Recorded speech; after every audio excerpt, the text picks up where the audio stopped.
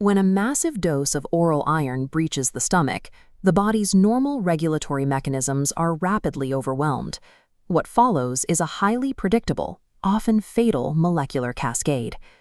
The margin for error in acute iron ingestion is remarkably narrow. Severe, life-threatening systemic toxicity consistently develops when a patient ingests greater than 60 milligrams per kilogram of elemental iron. This highlights a critical distinction.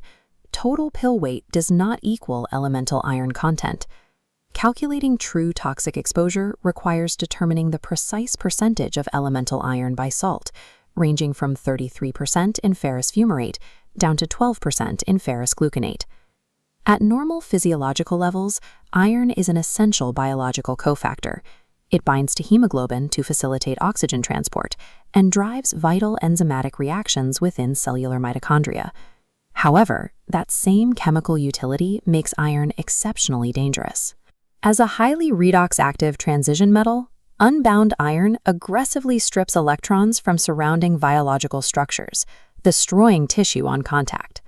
Two patient populations face the highest risk for this specific poisoning: pediatric patients who accidentally ingest large quantities of brightly colored, candy-like adult supplements, and adults engaged in intentional self-harm. To effectively manage these cases, we will track the pathophysiology of an overdose from initial gastric exposure down to the mitochondrial level, review the 5 overlapping phases of clinical toxicity, and detail the strict requirements for pharmacological rescue. Mastering the exact progression of this molecular cascade is the only reliable way a clinician can intercept the pathology before it culminates in irreversible multi-system organ failure. Toxicity begins with localized exposure. As large quantities of iron tablets pass through the pylorus, absorption occurs primarily in the duodenum and upper jejunum. Before any systemic absorption happens, the concentrated iron inflicts direct caustic injury to the gastrointestinal mucosa. This gastritis produces severe erosions, ulceration, bleeding, and significant fluid shifts into the bowel lumen. The iron that successfully crosses the mucosal barrier into the plasma is immediately bound by transferrin, while excess intracellular iron is sequestered by ferritin. These endogenous proteins normally neutralize iron's reactive potential. This schematic illustrates the tipping point of systemic toxicity. It initiates precisely when the binding capacity of transferrin and ferritin reaches 100% saturation. With protective proteins fully exhausted, a massive influx of unbound, redox-active ferrous iron, Fe2+, floods the cellular cytoplasm. Focus closely on the Fenton reaction equation shown here. Free ferrous iron aggressively catalyzes a reaction with hydrogen peroxide, generating highly reactive hydroxyl free radicals. These radicals easily overwhelm antioxidant defenses, systematically attacking and dismantling cellular lipid membranes through widespread lipid peroxidation. The ultimate casualty of this cellular breach is the mitochondrion. The free radicals destroy mitochondrial membrane integrity, leading directly to the inhibition of enzymatic processes in the Krebs cycle and the uncoupling of oxidative phosphorylation. Deprived of LTP production, cells undergo widespread apoptosis. Concurrently, the hydration of absorbed ferric ions releases vast numbers of protons, generating profound metabolic acidosis. This microscopic, irreversible mitochondrial destruction is the exact mechanism driving the macroscopic shock and systemic organ failure observed at the bedside. This timeline illustrates how the underlying cellular damage translates into a highly predictable 5-phase clinical progression. Phase 1 occurs between 0 and 6 hours post-ingestion. This stage is dominated by direct mucosal injury, manifesting as severe abdominal pain, persistent vomiting, bloody diarrhea, and early hypovolemic shock. Phase 2, between 6 and 24 hours, is the latent phase where severe gastrointestinal symptoms temporarily subside. This recovery is a clinical illusion. While the patient appears stable, iron is rapidly entering cells. Silent, severe intracellular mitochondrial damage and metabolic acidosis are actively escalating. Patients who are discharged or undermanaged during Phase 2 inevitably crash into Phase 3. Between 6 and 72 hours, the accumulated cellular toxicity culminates in systemic shock, profound metabolic acidosis, and coagulopathy. This shock state may be hypovolemic, distributive, or ultimately cardiogenic, as the depressant effect of iron causes myocardial cells to fail entirely. If the patient survives the initial cardiovascular collapse, phase 4 emerges between 12 and 96 hours. Iron deposited heavily in the liver drives hepatic necrosis, triggering jaundice, coma, and acute liver failure.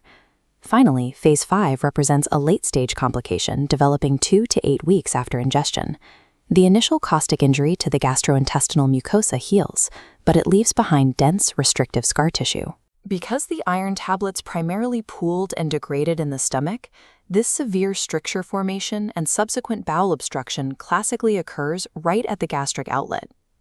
Failing to intervene during phase 2 allows the dangerous Fenton chemistry to run completely unchecked, almost guaranteeing the patient's progression into irreversible shock and organ failure. Intercepting this cascade requires aggressive intravenous fluid resuscitation combined with immediate gastrointestinal decontamination to halt any further iron absorption. As this diagram clearly details, standard toxicological protocols do not apply here. Activated charcoal is completely useless in the setting of acute iron toxicity. The physical chemistry dictates this failure. Elemental iron ions are simply too small. They cannot be trapped by the carbon's porous matrix and will pass right through unbound. Instead, patients with a large radio-opaque pill burden visible on an abdominal X-ray require whole bowel irrigation, or WBI, using polyethylene glycol. WBI does not rely on chemical binding. It physically flushes the GI tract, mechanically pushing iron tablets out of the intestines before absorption occurs. Because chemical binding in the gut is physically impossible for elemental iron, this continuous mechanical flush is the strictly mandated decontamination strategy for large ingestions. Decontamination stops further absorption, but it cannot address the iron already in the blood. For patients exhibiting severe symptoms or elevated metabolic acidosis, an ingested dose greater than 60 milligrams per kilogram or a peak serum iron level above 500 micrograms per deciliter, an antidote is required. The gold standard pharmacological rescue agent for severe iron toxicity is intravenous deferoxamine. This illustrates deferoxamine's mechanism. It functions as a hexadentate chelator, actively binding strictly to free circulating ferric iron in the plasma. Once bound, deferoxamine wraps around the iron, converting it into ferrioxamine, a stable water-soluble complex that can no longer participate in reactive electron exchange. The absolute rule of chelation therapy is timing. Deferoxamine must be administered as early as possible, the moment the potential for serious toxicity is recognized. This urgency is driven by cellular kinetics. The chelator can only bind free iron while it remains in the plasma. Once the iron enters the cell and reaches the mitochondria, it is largely inaccessible to treatment. The newly formed ferrioxamine complex travels safely through the bloodstream and is readily excreted by the kidneys. This renal clearance produces a classic clinical marker of successful chelation. The patient's urine takes on a distinct vin rosé, or pinkish-red discoloration as the iron leaves.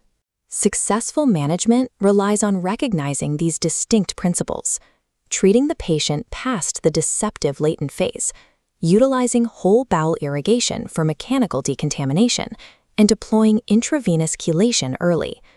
By utilizing deferoxamine to scavenge iron in the plasma, clinicians intercept the Fenton reaction before it breaches the mitochondria, halting the toxic cascade.